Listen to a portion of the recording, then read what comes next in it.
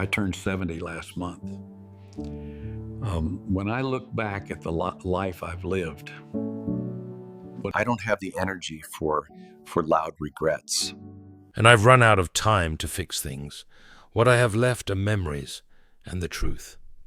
There are mistakes I recognize too late. Not because I wasn't smart enough, but because when I was young, I was too busy living correctly to remember to live truthfully. I'm not talking this to impress you with what I've accomplished. I'm talking because I wish someone had told me these things when I still had the chance to do something about them. Maybe you still do. The first mistake, and maybe the biggest, was thinking I had more time. When I was 30, I thought 40 was far away. When I was 40, I thought 60 was something that happened to other people. And then one day, I woke up at 70. I postponed the trip to Alaska my wife wanted to take. We'll go next summer, I said.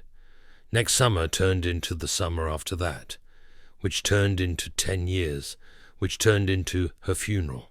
She died at 62. We never saw the Northern Lights together. I postponed calling my father after our argument about politics. It was a stupid fight, something about the 1992 election. I told myself I'd call him when things cooled down. There's always next week, I thought. 3 months later, he had a stroke. By the time I got to the hospital in Tucson, he couldn't speak anymore. I never got to say I was sorry. I never got to tell him that being right wasn't worth losing him. I postponed living the way I wanted to live. I told myself I'd write that novel after I retired. I'd learn guitar after the kids went to college. I'd take that woodworking class after the busy season at work. Later became my favorite word. Later, later, later. Here's what I learned too late. Later is a promise that time never signs. Time doesn't wait for you to be ready. It just moves, whether you're paying attention or not. If you're reading this and you're younger than 70, even by a single day, you have something I've run out of. You have today. Don't trade it for a day that might never come. But even when I was present, even when I wasn't postponing, I was working. That was my second mistake. I worked too much for things I couldn't take with me. I used to believe that working hard was how you loved your family. I thought providing was the same as being present. I was wrong about that too. I worked in manufacturing management for 38 years. Good job, decent pay, benefits. I told myself I was doing it for them, for my wife, for my 2 kids. I worked late nights. I worked weekends. I missed soccer games, piano recitals, Thanksgiving dinners. I'd come home after everyone was asleep and leave before they woke up. I remember my daughter's 8th grade graduation. I promised I'd be there, but there was a problem at the plant in Ohio, and my boss needed me to fly out. I told myself, she'll understand, she'll have more graduations. I sent flowers instead of showing up. She did have more graduations. High school, college, a master's degree. I made it to the college one. But you know what I noticed?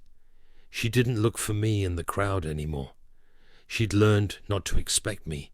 That's a lesson I taught her that I wish I could take back. My son stopped asking me to play catch when he was 10, not because he didn't want to, but because I'd said, maybe later, buddy, so many times that he figured out later meant no.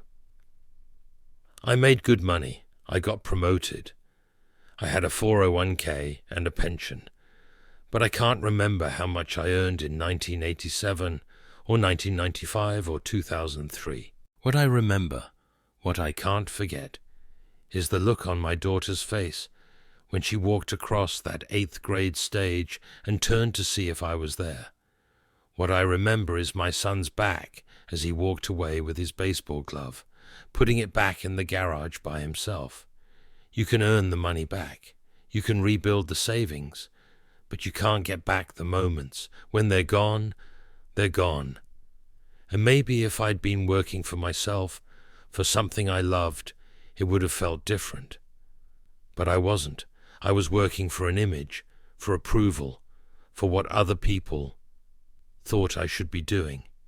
That was my third mistake, caring too much about what other people thought.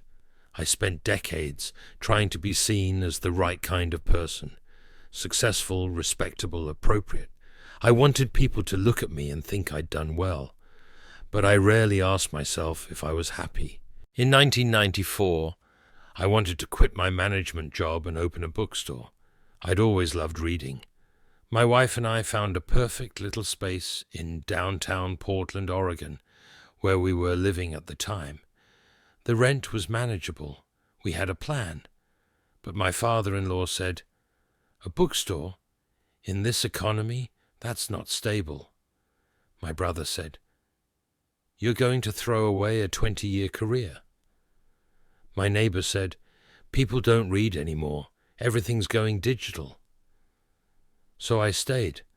I stayed in a job I didn't love because it looked good on paper, because people respected it, because quitting felt like admitting failure.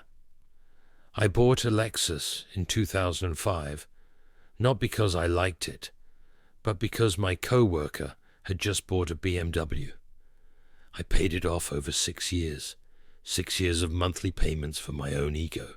I put my kids in expensive summer camps they didn't even enjoy because that's what the other families in our neighborhood did.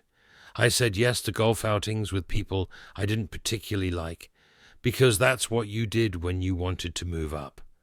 I wasted years performing for an audience that wasn't even watching. Because here's the truth. Most people are too busy living their own lives to spend much time thinking about yours. The judgments I was so afraid of, most of them existed only in my head. The bookstore space we looked at in 1994 is a coffee shop now. I walk past it sometimes when I visit Portland. I think about the life I could have lived, not because it would have been perfect, but because it would have been mine. All those years of trying to impress people, trying to look successful, trying to be what I thought I should be, and I never said the things that actually mattered. That was my fourth mistake. I didn't say, "I love you," when I still could. I thought love was something you showed through actions, not words.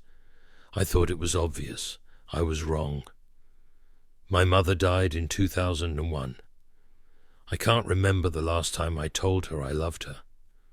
I was 39 years old, and I think the last time I said those words to her, I was probably 7.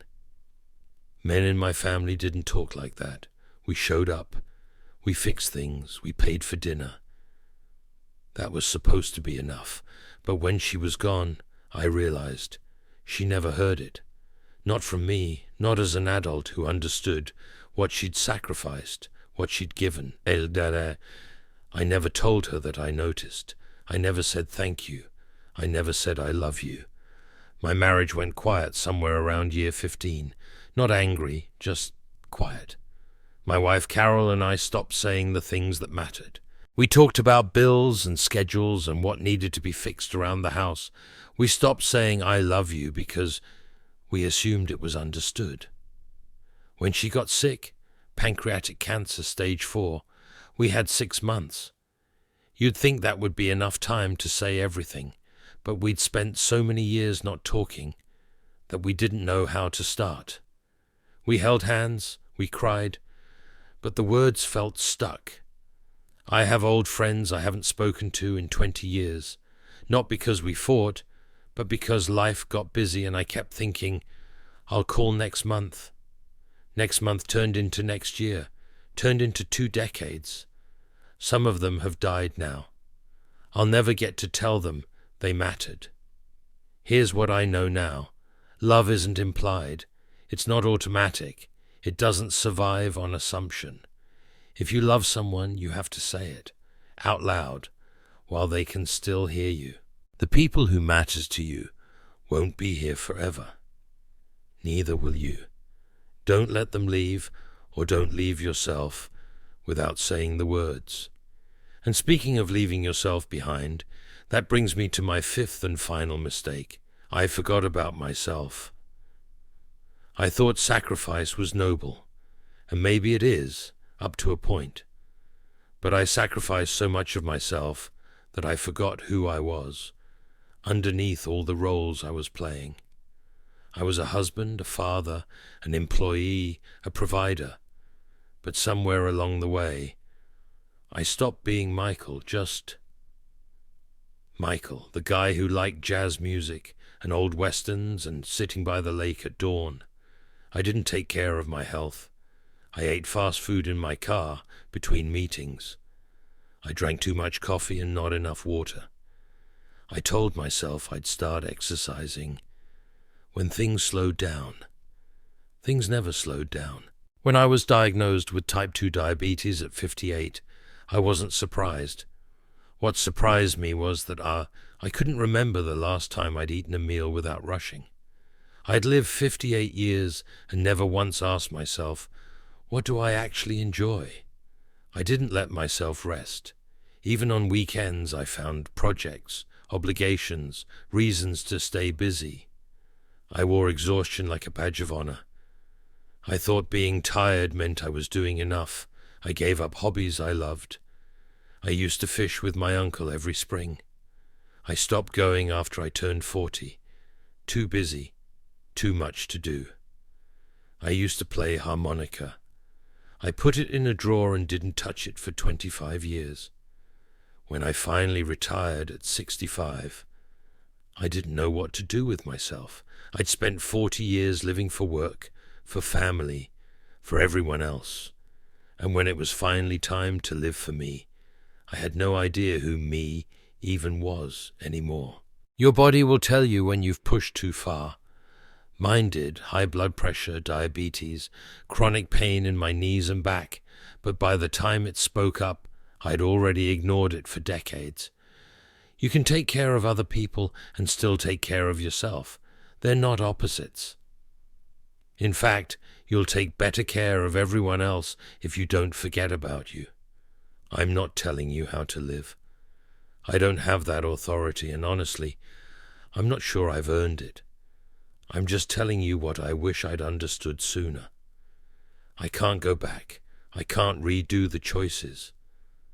I can't unsay the words I said, or say the ones I didn't. But you, if you're younger than me, even by one day, you still have something I've run out of. You still have choice. I'm 70 now. And while I can't change my past, I'm trying to change what I do with the time I have left. I called my son last week, not because I needed anything, just to tell him I'm proud of him. I donated my old harmonica to a music program for kids, but I bought a new one. I'm teaching myself again. My fingers don't move like they used to, but that's okay. I'm doing it for me.